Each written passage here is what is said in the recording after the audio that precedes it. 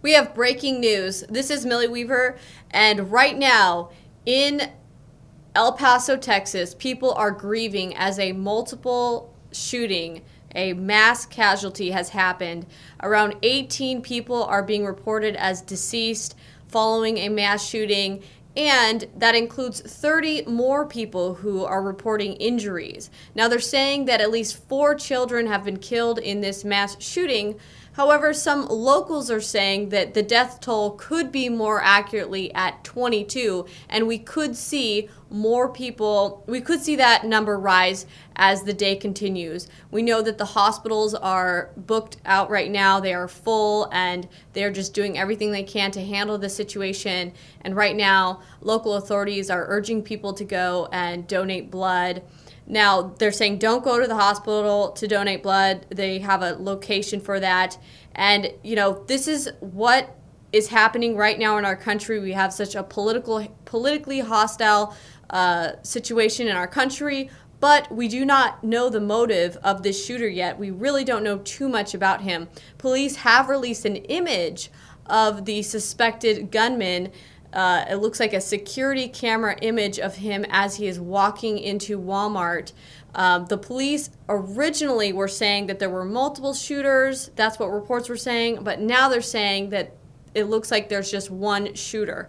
So we're getting a little bit of contradicting sources right now on how many shooters there might be, because eyewitnesses were saying that there were at least 2 gunmen. And now local enforcement, law enforcement is saying they have 1 person in custody and that they're not searching for someone else. So this is what's happening right now. Police are also setting up and sending ATF agents and other law enforcement agents out to surrounding Walmarts in the El Paso vicinity, just to make sure that those businesses are safe as well, that you're not going to have a repeat shooting incident. Something interesting, and it sheds a little bit of a bright light and hope for society, is that during the mass shooting there was a hero. A local man who happens to be a gun owner actually helped save some children and usher them to safety.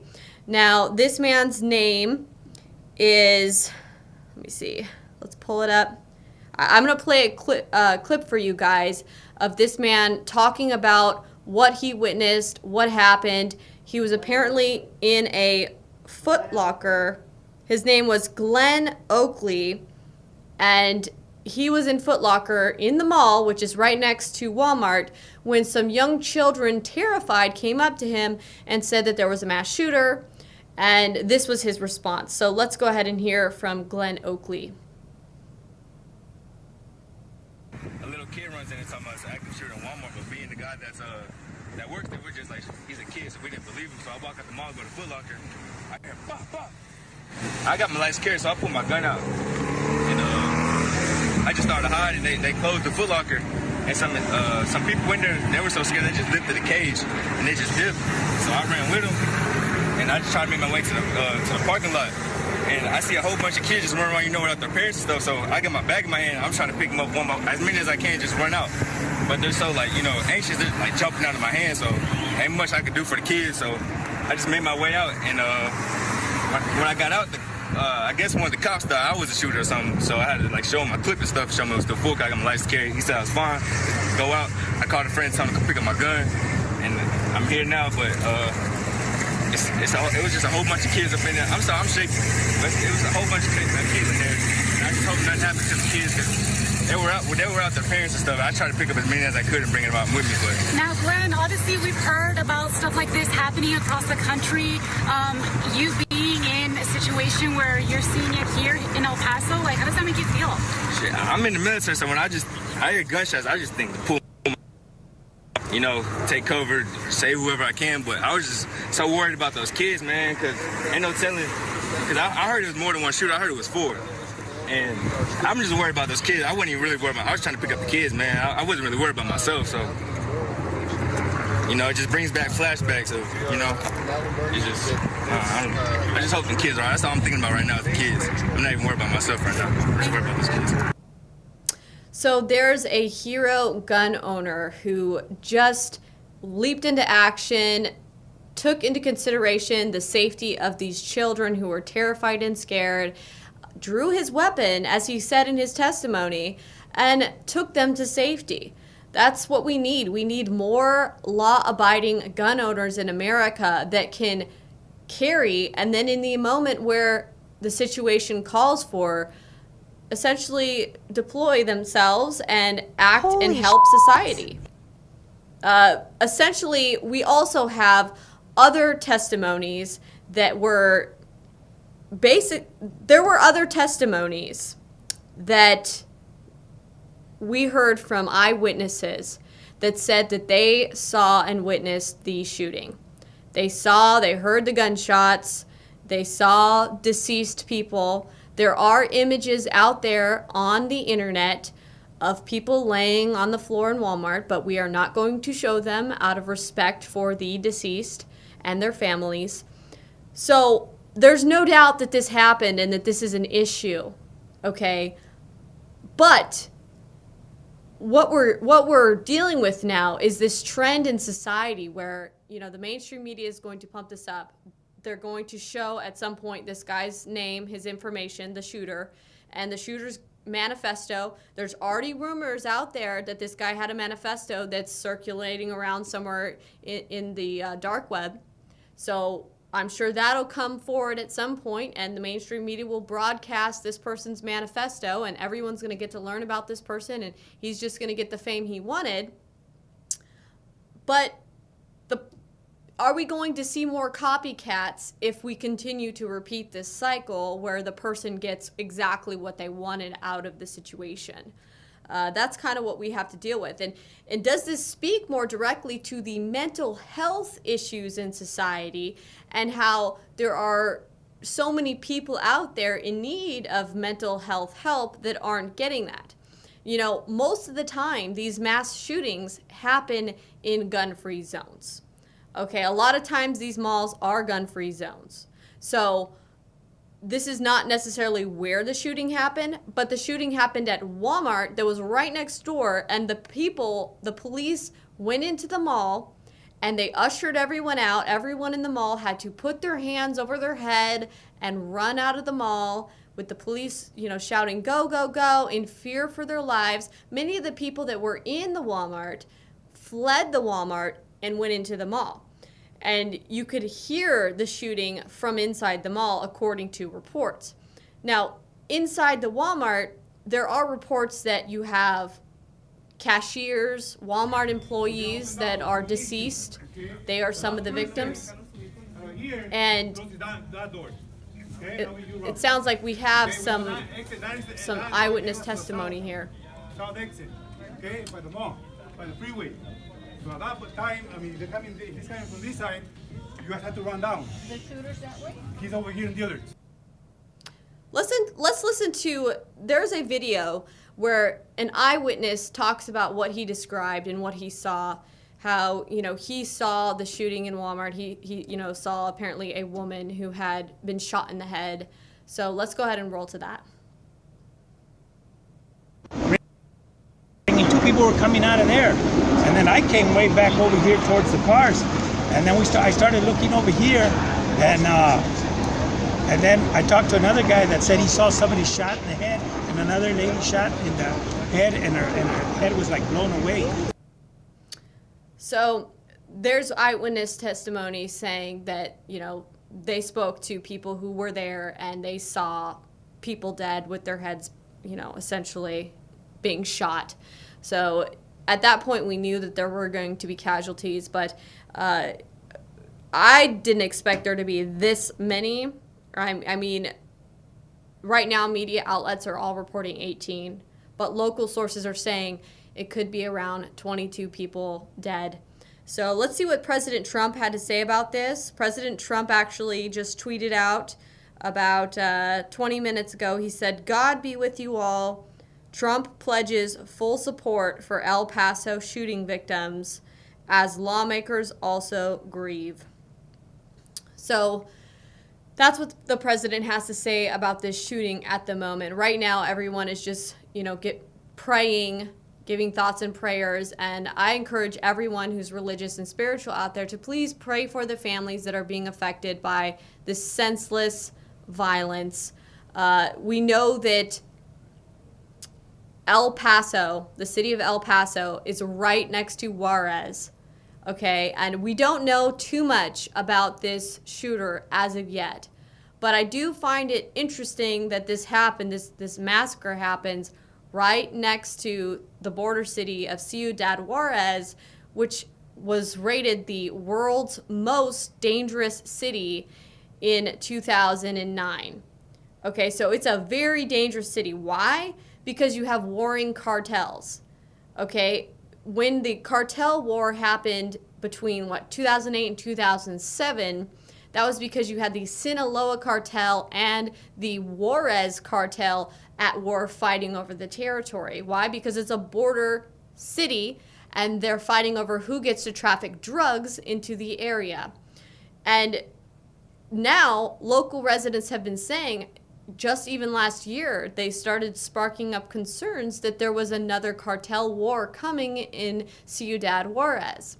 And a local woman who spoke to the Texas Tribune named Teresa Rodriguez, she was talking about how, you know, when these cartels target families who are part of the other cartels and warring cartels or other gangs, they go into these businesses and they just shoot everyone. I mean, they shoot any and everyone. They don't just only target that one person. So this is what she had to say. She had to say, there are innocent people that are there when they get to a business and the hitmen show up, said Rodriguez, and they don't just kill the target. They kill all of them.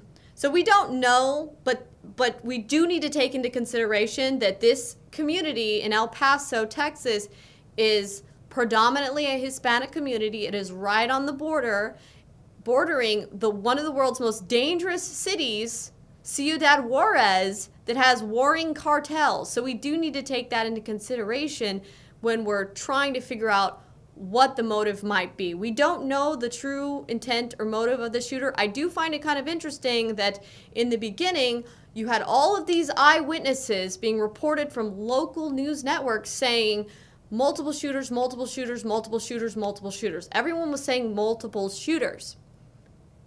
Okay, now police have in custody one shooter, supposedly, and they're not saying that they're looking for more. They're saying they're not looking for any more. But then at the same time, they're also sending out other agents, police, ATF agents, to surrounding Walmarts to make sure that no one else shoots the other Walmarts. So why would you essentially send out all of these agents and other police officers to surrounding Walmarts if you were sure that you had all of the shooters? You were sure it's just one guy and you got the guy in custody. Why would you do that? I mean, that's just my thought. Maybe it is just a safety precaution, but to me it seems interesting. And sometimes we get cover stories. The public sometimes gets cover stories because they don't want to create a mass hysteria, mass panic. So, I mean, we'll see what happens when all of this unfolds. But yeah, it did say that the ATF is out there. They've got several government agencies out there on the scene trying to handle the situation. Tons of rescue operations, tons of rescue workers, EMS, everything. It was a pretty crazy event. And let's just go to some more of the footage of the people who had their hands in the air in the mall as the police were shouting and ushering them out of the mall into safety, so that you guys can kind of get an idea of what the atmosphere was like.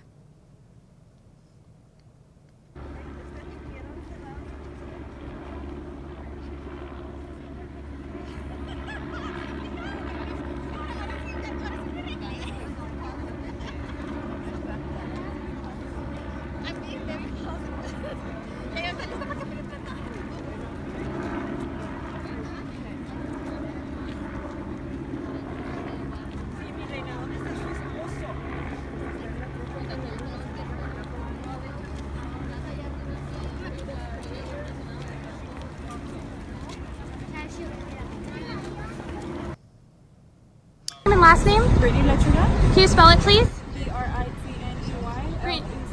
Lechuga. You're gonna have to talk a little bit louder. Can you tell me, you were inside the Walmart. Can you describe to me what happened? So we were on the clothesman, and we just thought it was something hitting the floor or the wall, and that's when my mom's like, no, it is actually shooting, and she saw 3 men running in, and they were all just in the back, and that's when my mom said, drop down, go down to the floor. And after that, I just grabbed my mom and my little brother by the hand, and I just took them outside through the crack. Did you guys see anyone shot, wounded? No, we just saw my mom saw the 3 men running. Were they holding guns? They were holding. So she saw them actually shooting the guns. How are you feeling right now? Panicking, scared. But your family's all safe. Yeah, my family's safe. Okay, thank you, Brittany. Have it, more eyewitness testimony from people who experienced the atmosphere and the horrific event that happened in El Paso, Texas at the Cielo Vista Mall, at the Walmart near the Cielo Vista Mall. And this is horrific. I mean, this is a mass casualty, and I'm sure we are going to be hearing about it non-stop on the news.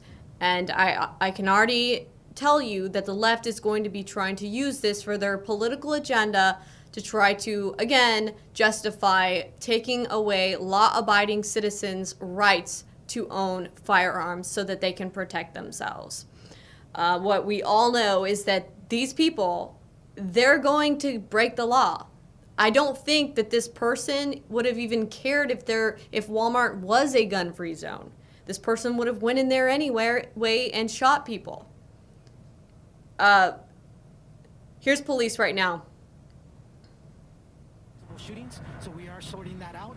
But at this time, we only have 1 person in custody, but the investigation is ongoing. Is there any search still ongoing for possible other suspects? We have cleared the mall area for victims and suspects. We have secured Walmart, and we do know that that area is secure of suspects, and we're attending to the victims at Walmart. Those areas are still being secured, but and will not be released as of yet, but we do find that those areas are secure at this moment. Can you talk more about that? The reports are that most of the victims, we believe, are from Walmart, but I can't 100% confirm that right now. Were there any Mexican nationals who were slain? I don't have the demographics of anybody that was injured or killed. Sorry, can you clarify the number of dead if it's 1 or more than 1? I don't have that information. But you know it's at least 1, is what you're saying? I know there is a fatality, so that would be 1, yes. There's been a call for blood donations. Can you talk more about that? I know that the Red Cross is on scene or working with our EOC. I don't have that information, but I would assume with any kind of mass casualties that blood would be in demand. So if I have that information, or when I get that information, I will definitely put it out. So you said the suspect was white, not Hispanic, or white Hispanic? What I have is a white male. In his 20s? In his 20s. That emergency notification went out alerting all of El Paso County and City. Do you believe that there is still a threat to the city and the county, or? As of right now, we don't believe there's a threat, but we are continuing the investigation. A police official said that there were 2 male suspects. Can you confirm that? We have 1 detained at this time. How prepared are you with the unit? Ahorita después esto va a salir en español. Is there any motive? We are still investigating the motive, so we don't have that at this time. How prepared are you for this kind of incident here in El Paso most of the time? As far as the police department, all the federal agencies, law enforcement, state and local, we train for these types of scenarios. Nobody can be 100% prepared for anything that happens. We do routinely train. I think we do work well with each other. Has been talking to us, telling us about the situation. There you have it. That was law enforcement giving us an update on the shooting and the situation out there in El Paso. So it looks like local law enforcement are saying that this is one shooter, a lone gunman who went into the Walmart in El Paso, Texas, and shot people. Now, the police have only confirmed 1 casualty, so it is interesting that the many media outlets are saying that the death toll is so high. They're saying 22 people, maybe 18 people. That's a pretty high number, but at the same time, it seems like law enforcement and others are asking people to go donate blood because that it is a mass casualty situation here. It's interesting to to hear this information, and I know that as this shooter's name is released, we at InfoWars, we are going to be doing everything we can to research this person, find out more information, his background, what his motive might have been. The police do not know motive yet. This is a horrific tragedy, this mass shooting that happened at Walmart, and it's crazy because just on the other side of the border, you have Ciudad Juarez, which is one of the most dangerous cities. I know things have gotten a lot better after 2011 for Juarez, but still it is crime-ridden. It is very dangerous. They have mass shootings happening there all the time in Mexico, and they have banned guns. The Mexican people don't have the right to have guns in Mexico, but guess what? The cartels still have them. Illegally, of course. Doesn't stop the cartels from going and committing mass shootings. So even if this shooter is what the police are saying, he's a lone gunman, nothing to do with cartels, he's just, a guy that wanted to go out and commit carnage.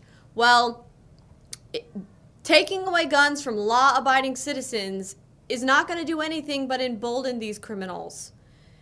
When you have Mexico right next door, that's Ciudad, Mexico, one of those dangerous cities in the world, people being slaughtered, mass shootings happening there all the time. They have no gun rights. The people don't have guns. Guns have been banned. The policies that the liberals and the Democrats want to push don't work. It won't stop more mass shootings, and it won't stop anything. What's interesting is in 2011, when things started to clean up and the cartel war actually ended, it was partially ended because vigilante groups in Mexico, just citizens, armed themselves. They decided to arm themselves, and they said, we're going to take care of the cartels ourselves, because the federales, the Mexican military, the Mexican police were not doing their job. So it was actually the good citizens of Mexico arming themselves that actually helped de-escalate the cartel war that was happening in Juarez. Why is Juarez so important? Well, it's right on the other side of the border. El Paso is a border city, okay? And they have no gun rights in this city. The guns have already been banned in Juarez. And the citizens there that took up arms against the cartels who were committing mass shootings and mass carnage daily, they only were able to de-escalate the war by arming themselves.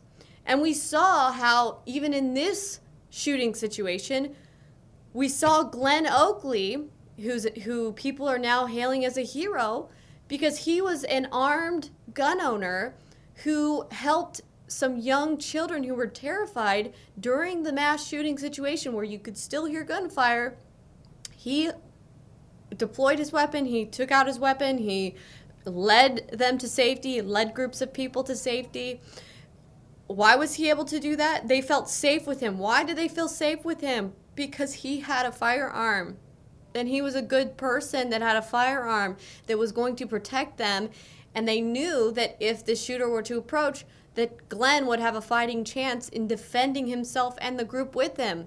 Why do we rely on police to help us? Well, because they are good people that have firearms. So we already know that the left is going to try to use this to further infringe on the Second Amendment. We know it's going to happen, and we have to deal with that. But what's even more important is that we stand our ground on our principles and what we believe in, and we offer aid to the families that have been affected by these shootings. We have to acknowledge that, human beings are very hardcore creatures. I mean, if you look at history, human beings have been committing violence since the beginning of time. So how do we fight bad guys with guns?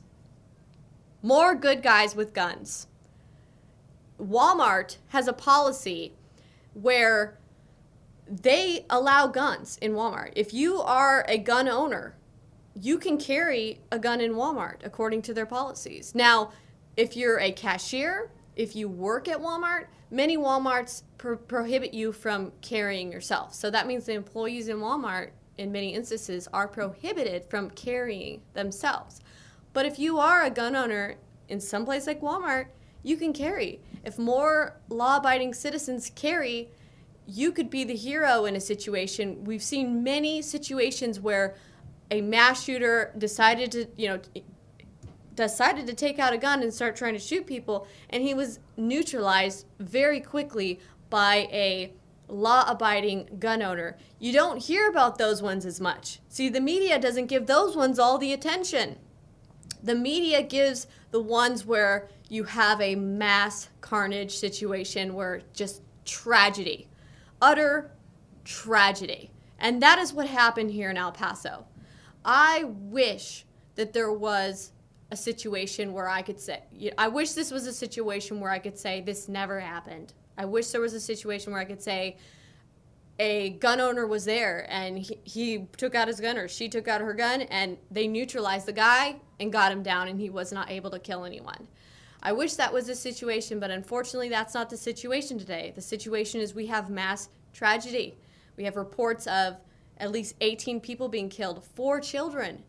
It's horrible, and I will be praying for these families, and I hope you guys all pray for these families. And if anyone is living in the area and can go help the people by donating blood, please do so. If you want to go help the people, I'm sure they're going to have prayer vigils. We need to come together as a community more than ever at this time.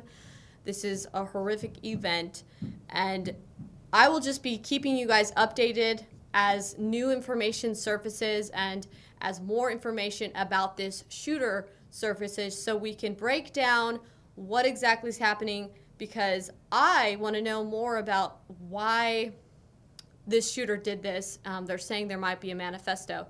So I will be keeping you guys updated, and I appreciate you guys supporting me. Many of you guys have been supporting me directly on Subscribestar. It really helps me so that I can continue to do my work and go out and cover events all across America right now as the political climate is ramping up and as election season is kicking off. So please continue, and if you haven't yet, please support me at Subscribestar. And if you also have, want to, please go to InfoWarsStore.com. We've got a lot of great supplements and other ways that you guys can support our journalism and our work. So thank you very much. I will be providing you with updates later, or you can also go to InfoWars.com to find more breaking news and reports. This is Millie Weaver, signing off.